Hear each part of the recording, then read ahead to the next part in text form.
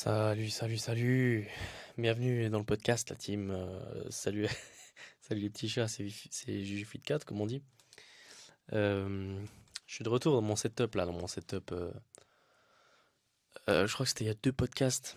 J'étais dans un setup de la buanderie parce que ma famille dort et tout, donc on préserve la santé physique de ceux qu'on aime, bien sûr. Et d'ailleurs, excellente transition pour le podcast d'aujourd'hui, parce qu'aujourd'hui je voulais parler de stretching. euh, et on va pouvoir donner plus de détails sur les termes techniques qu'on utilise, mais de manière générale, je vais un peu les interchanger dans ce podcast, mais je vais le préciser à un certain moment de qu'est-ce que veut dire le stretching exactement. Euh, Pourquoi le podcast sur le stretching? Euh, Bah déjà, je pense, que ça fait 2 voire 3 ans que je fais du stretching régulièrement. Et puis, c'est intéressant parce que je suis tombé et sur des gens qui m'ont dit, ah ouais, putain, t'es souple. Et je suis tombé sur d'autres gens qui m'ont dit, ah ouais, putain, t'es pas souple. Donc, alors, j'ai pas fait une analyse scientifique de comment ça se faisait, à tel moment on m'a dit ça, à tel moment on m'a dit ça. Je pense que sur certains muscles, je suis très flexible, enfin très flexible, plus que la moyenne, et sur d'autres, je suis moins bon que la moyenne. Euh, ouais, par exemple, je pense être assez flexible des quadriceps, mais pas très flexible des ischios.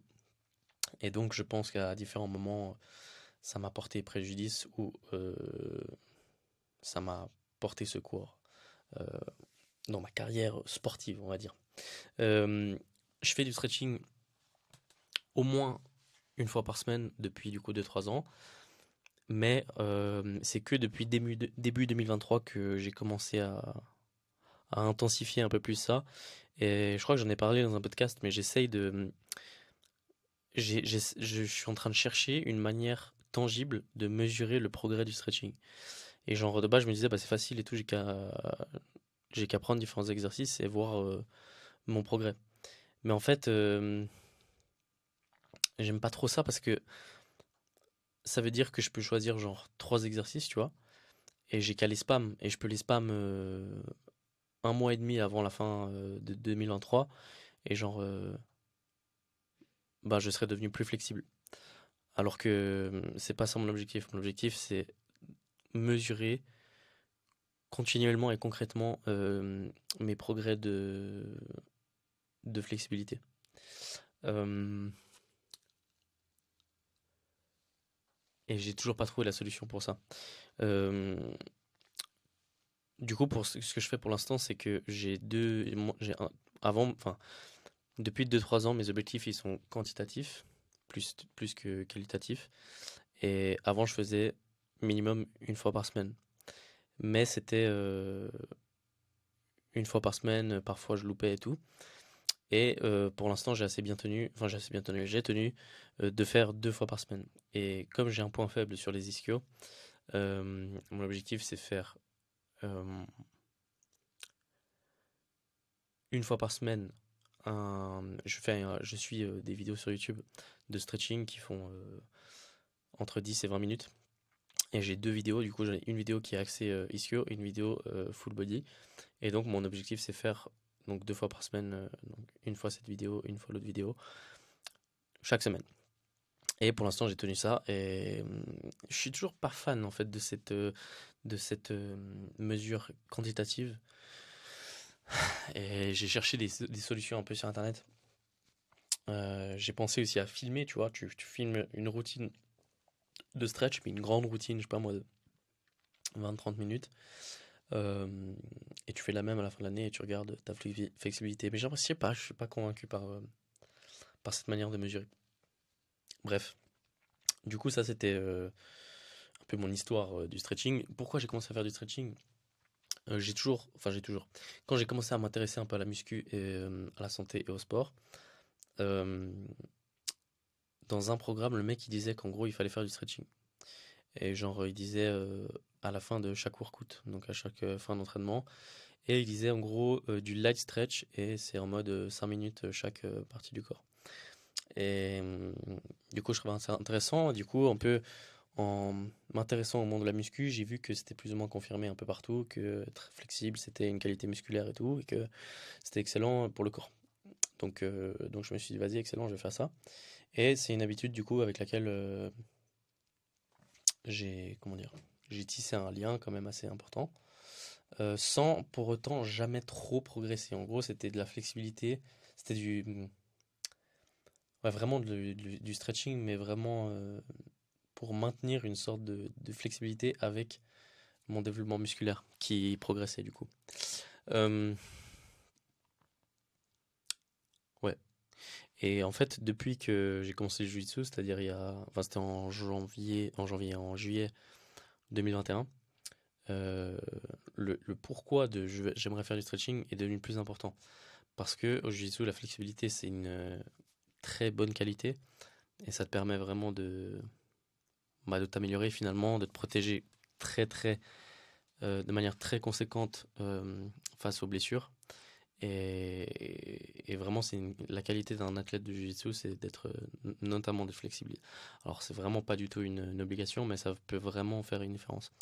Et donc, le pourquoi j'aimerais faire du stretching est encore plus fort. Euh, et donc, c'est un peu pour ça que je voulais parler du stretching aujourd'hui.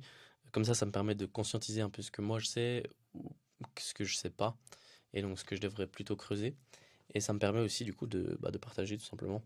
Euh, et donc, si on commence par les bases, c'est quoi le stretching? Le stretching en français c'est l'étirement.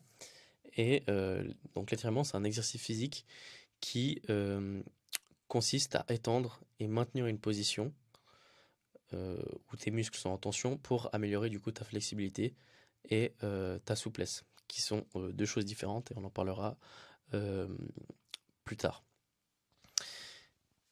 C'est grave marrant parce que il y a plusieurs écoles quand on parle de stretching.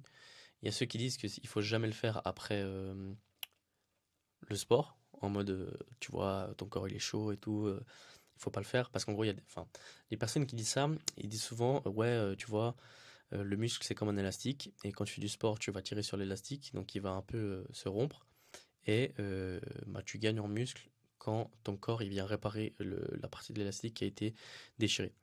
Et en gros, le stretching, ça vient faire exactement ce que tu viens de faire, c'est-à-dire encore plus tirer le muscle, et donc c'est dangereux, tout ça, je sais pas quoi.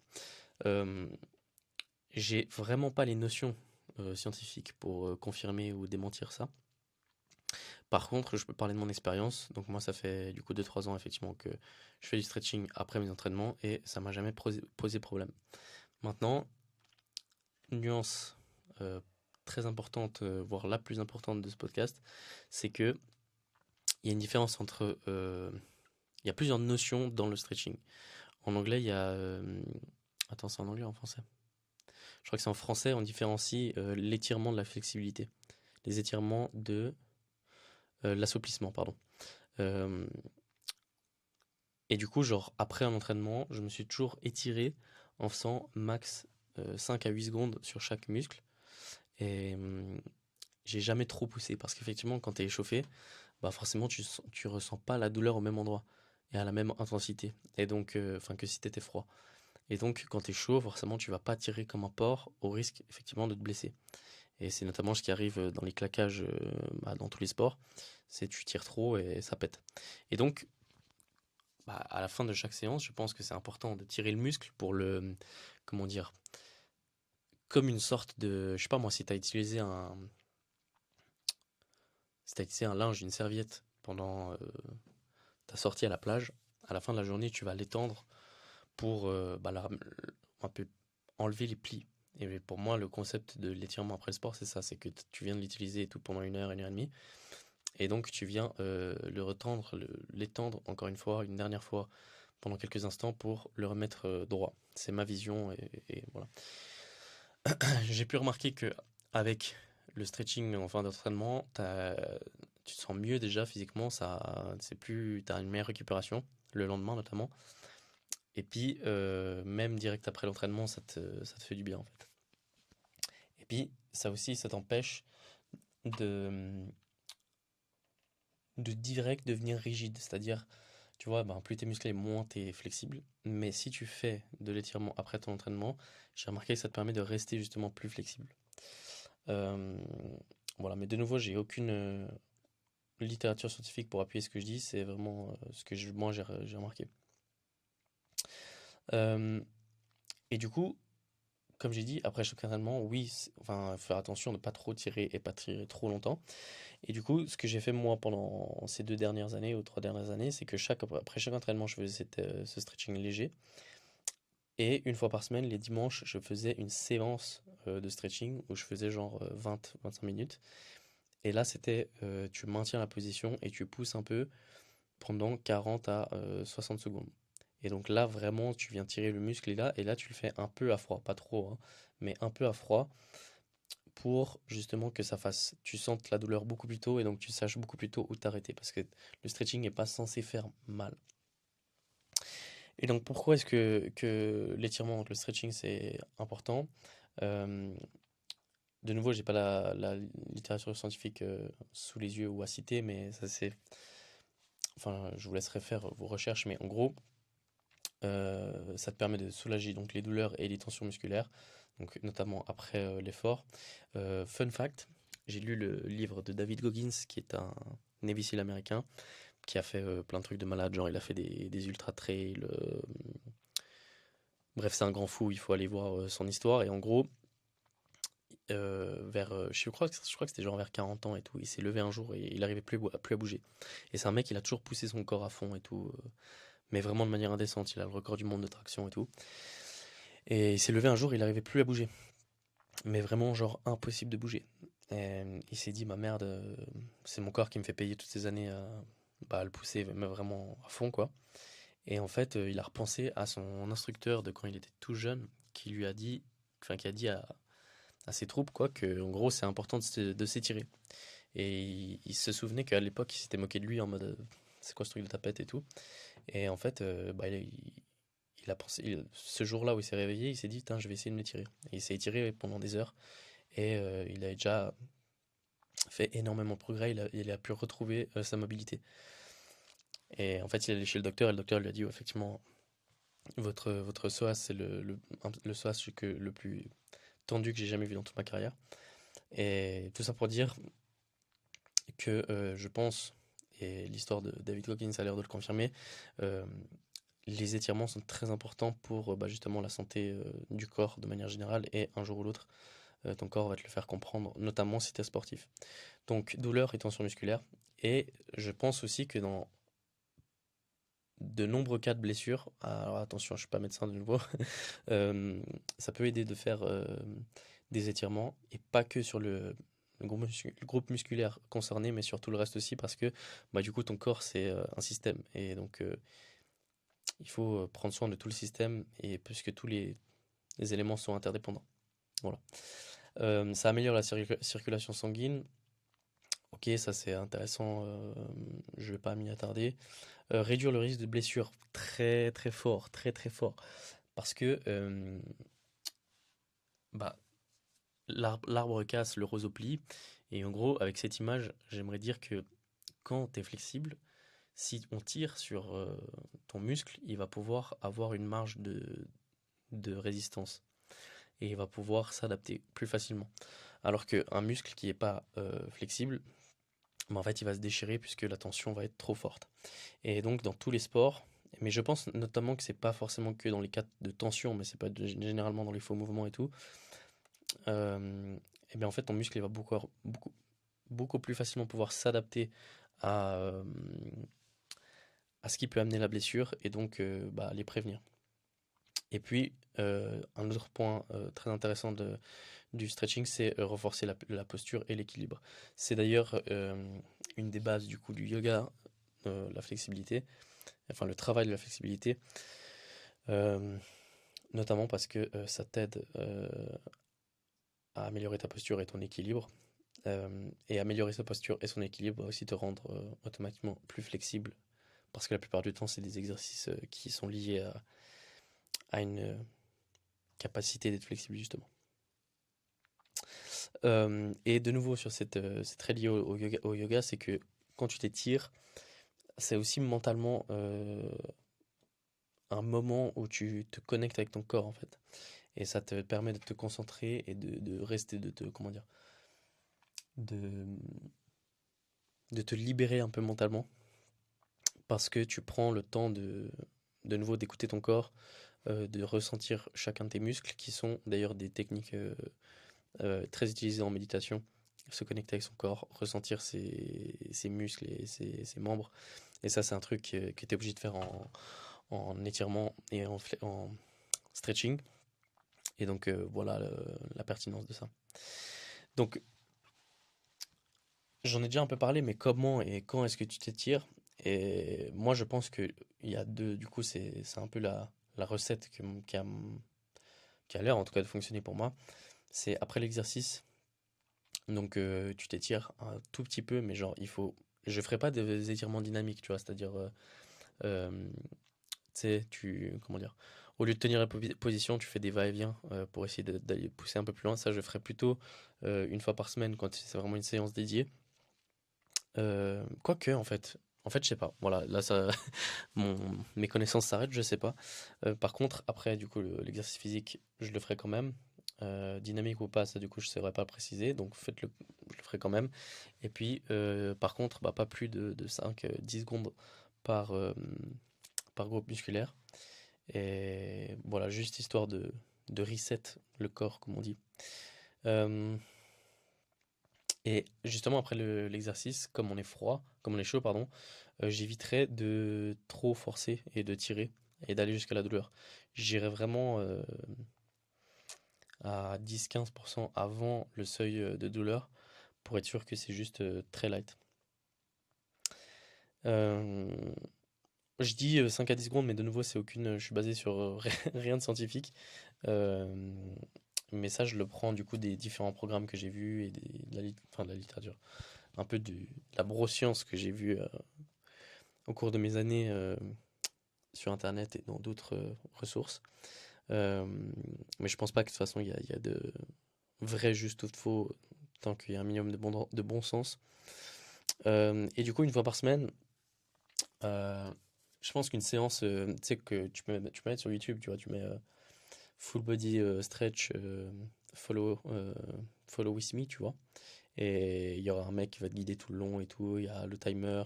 Ah, d'ailleurs, il y a Eric Flag qui a fait des exercices de mobilité et tout, qui est un peu différent de la flexibilité, hein, la mobilité. Mais c'est des très bonnes vidéos et je pense que c'est une bonne chose à faire. Idéalement 3 fois par semaine. 2 fois par semaine, c'est bien. Et une fois par semaine, c'est le minimum. Euh, et donc voilà. Ça. Et en fait, quand tu t'étires, je pense que un point important, c'est la respiration. Ça, j'ai pu comprendre au fil de mes différentes séances. C'est que c'est comme tout d'ailleurs, si tu te concentres pas sur ta respiration, tu vas galérer, ça va être dur, ça va être désagréable et tu vas louper une grosse partie de l'exercice. Te connecter avec ton corps, c'est aussi te connecter avec tes poumons. Euh, et puis du coup aussi te concentrer du coup, te concentrer sur les muscles que tu étires pour vraiment, bah, comme je dis, te connecter avec le muscle et vraiment le ressentir. Je pense que c'est aussi important d'accepter ses points faibles et ses points forts, tu vois, parce que justement, quand tu vas faire du Follow With Me là sur YouTube ou quand tu regardes les vidéos d'Eric Flag et tout, le mec est trop chaud, il est ultra flexible et tout, et tu te dis putain, punaise, pardon, je suis vraiment pas bon et tout. Et au final, tu vois, ton corps il a son histoire, toi t'as des capacités ou t'en as pas, et il faut l'accepter comme c'est et travailler comme c'est.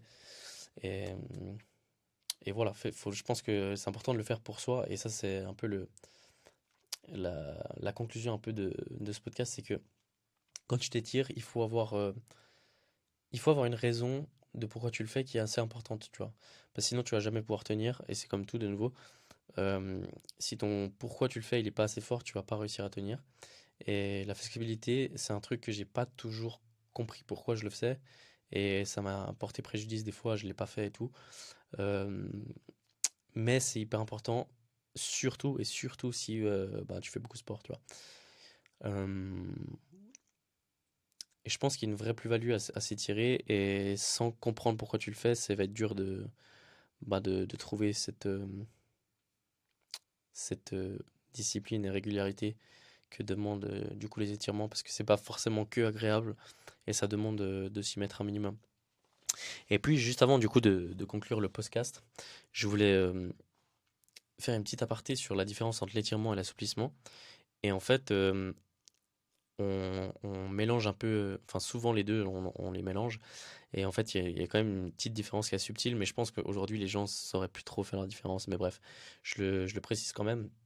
Donc en fait, l'étirement, c'est un exercice qui vient étendre les muscles pour améliorer la flexibilité et la souplesse. Donc c'est là où tu maintiens une position pendant un certain temps. Et l'assouplissement, c'est plus léger et c'est plus fluide. Et ça, c'est vraiment plutôt axé articulation et circulation sanguine. Euh, je saurais pas te dire où se place le yoga, mais tout ce qu'il faut retenir, c'est que l'assouplissement, c'est plus ce que tu es censé faire, à mon avis, après l'entraînement. Euh, donc ça doit être vraiment léger, court et fluide, plus décontracté en fait. Alors que l'étirement, c'est vraiment, tu viens chercher un travail intense et concret finalement. Ouais, en gros, c'est ça. Euh, Comme ça concerne la santé et surtout la santé du corps, disclaimer, du coup, je suis pas un docteur, t'as capté. Mais quoi qu'il en soit, c'était mon petit partage sur les étirements et sur le stretching, du coup, on va dire de manière générale. Euh, J'espère que ça aurait été un minimum intéressant et voilà, en tout cas, le stretching, je pense, a une place plus importante dans ma vie que ce que je ne le crois. Et qui sait, peut-être que le stretching m'a sauvé de plusieurs euh, difficultés, que ce soit des blessures ou même d'autres traumatismes du corps ou de l'esprit, hein. Et donc, je recommande à n'importe qui de faire un minimum de stretching, même une fois toutes les 2 semaines et tout. Je pense vraiment que l'exercice est bénéfique, même au-delà du corps. Donc voilà. En tout cas, merci d'avoir écouté le podcast. Très sérieusement, je vais finir ce podcast et je vais aller m'étirer parce que je ne l'ai pas fait aujourd'hui. Et donc, je vais aller m'étirer. Et voilà, je garderai tous les conseils que j'ai donnés dans ce podcast pour moi, à savoir bien respirer et se concentrer sur les muscles. Et en tout cas, merci d'avoir écouté. Et puis, à une prochaine pour un nouveau podcast. Vas-y. Ciao, ciao, ciao, ciao, ciao, ciao.